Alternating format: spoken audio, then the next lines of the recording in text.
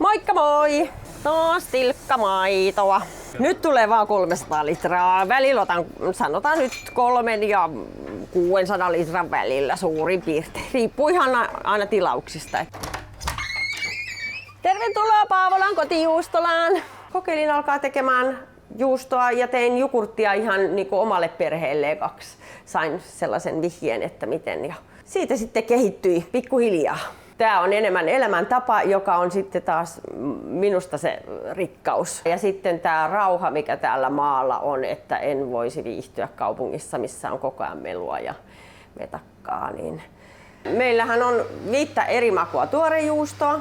Sitten on se munajuusto, paistettu juusto meillä nimeltään, leipäjuustoa sekä laktoositonta että tavallista ja 9 makua jogurttia. Tilkkainen sokeria ja marjat ja vispilä. Säästetään käsiä, kun sen verran tehdään koneella.